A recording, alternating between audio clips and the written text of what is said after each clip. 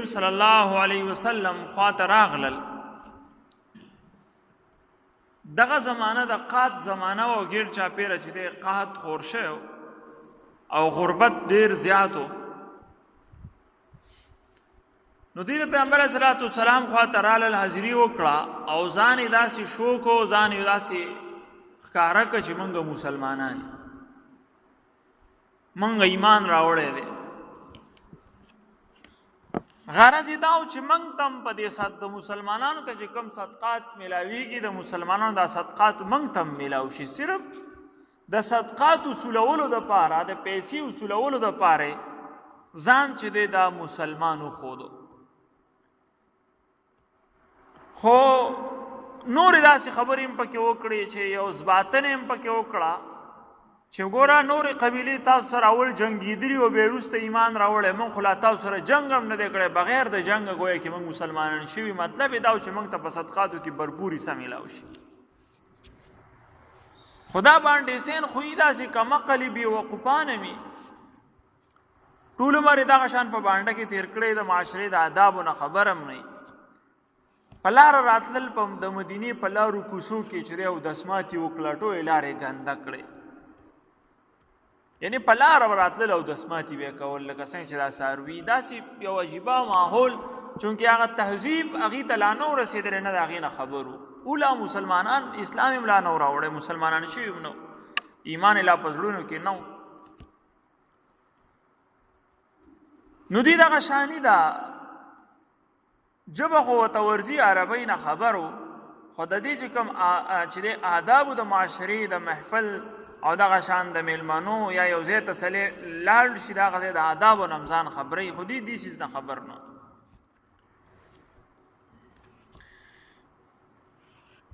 نو دوی رالل د دواړو جهانو سردار سید الاولین والآخرین حضور نبی اکرم صلی الله علیه وسلم وړاندې اظهار وکړو چې موږ مؤمنان چې موږ ایمان راوړی دی.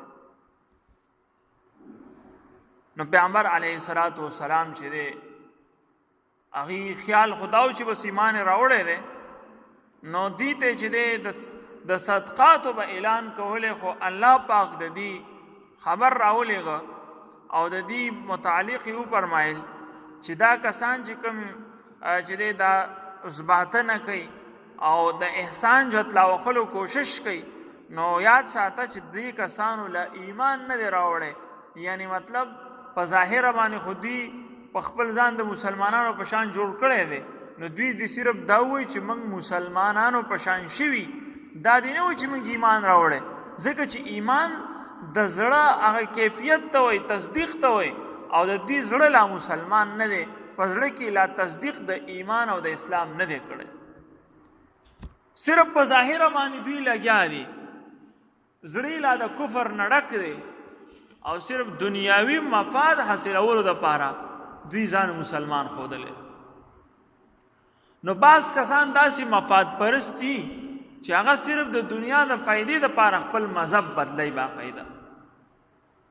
نو څنګه چې دغه کمعقل بې وقوفانو هغې خو چلو نه پوهېدل، نو څه د دنیاوي مفاد دپاره خپل مذهب بدل کو، ځان مسلمان ښوده.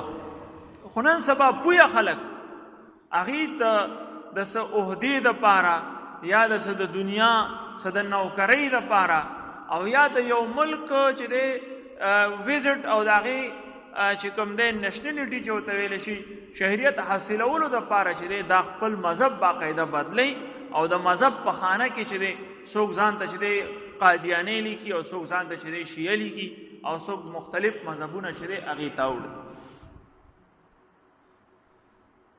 نو دا یاد ساتئ، د دنیا د مفادو دپاره خپل مذهب د مسلمانان نشي بدلولی. یو مسلمان چې صحیح مؤمن وي او د هغه په زړه کې ایمان ننوتی، نو هغه هېڅکله هم چې دی د دنیاوي څه مفاد دپاره خپل مذهب نشي بدلولی. او کوم کسان هم چې دا کوي، نو هغې ته چې دی خطره دا ده چې الله پاک ورته چې دی د ایمان نه محرومه کړي او په هغه مذهب ورته مرګ راشي، کوم مذهب چې د په پارم کې لیکلی دی او په هغې په وجه د مفاد د دنیا حاصل کړي. نو بعض کسان دې متعلق تپوس کوي، نو دا بالکل ناجایز دي او مسلمان ته په دې باندې غیرت راتلل پکار دي.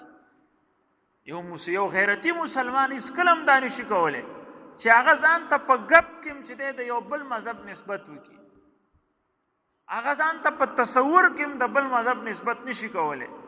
ته لا په پارم کې چې دی باقاعده لیکي ځان ته قادیانۍ لیکي، یا ځان ته شیعه لیکي، یا ځان ته چې دی بل مذهب والے لیکي، یا ځان ته چې دی یهودي عیسائی لیکي، صرف دې دپاره چې ما ته هلته مراعات میلاو شي او ما ته دغه چې دی ما ته سهولیت چې دی میلاو شي.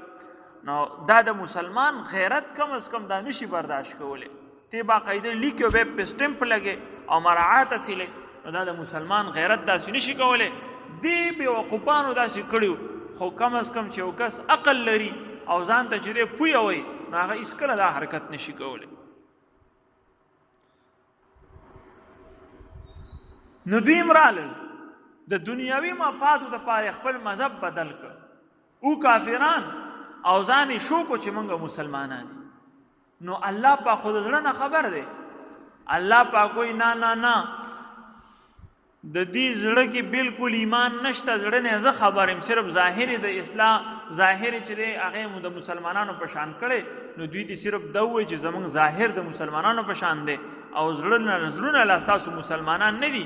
ولما يدخل الايمان في قلوبكم، زړم لا د ایمان خالی دی. نو دا ایمان اصل کې د زړه هغه په زړه کې چې یو کس د یو څیز حقانیت په زړه کې نه نوځي، دې ته ایمان وایي. او عام طور د اسلام اطلاق په ظاهر باندې کیږي، ورنه په دې کې داسې ډېر فرق نشته. لغوي فرق دی، ایمان تصدیق بالقلب ته وایي او اسلام عام طور ظاهري. نو دا اسلام دا په ژبه باندې تاسو چې د اقرار باللسان هم کړی دی، دا خو صرف د هغې یو رکن دی. اصل څیز چې کوم تصدیق قلبي دی هغه تاسو ته نه دی حاصل. او اصل د اسلام په دایره کې راننوتلو دپاره دغه تصدیق قلبي ضروري دی، چې په زړه کې د یو څیز ونه منو که په خوله ډېر هم ووایې، نو ته نه اسلام ته نه راوړې، ته نه مسلمانېږي، ته نه مؤمن کېږي. خو دې کسانو چې دی خپل هغه چې دی مفادو دپاره راغلل او چې دی دې ځای کې خلکو ته دغه شان چې دی ځان وښودو او نور هم داسې ډېرې بېوقوفیانې وکړې او په هغه ځایونو کې چې دی بازار ته لاړل او د بازار ریټونه اوچت کړل. دی خپل ساز و سامان وغیره د بازار ریټونه یعنې ټول هر شی ګډوډ کړه او پوره قبیله ونه. اول خو ته مسلمانانو څه نه ویل کېدی شي، یو قبیله ده او د مسلمانانو په لیست کې یعنې مؤمنان کېږي، مسلمانان کېږي، نو هغوی ډېر خیال ساتو.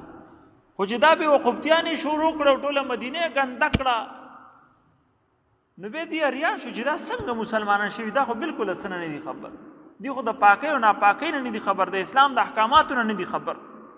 نور خو ځان ته وایي داسې پویه، خو د اسلام د احکاماتو نه دي خبر، د آدابو نه دي خبر. نو دې کې دا شی و. او خاص طور هغه وخت خو نن سبا خو چې دی بانډو ته هم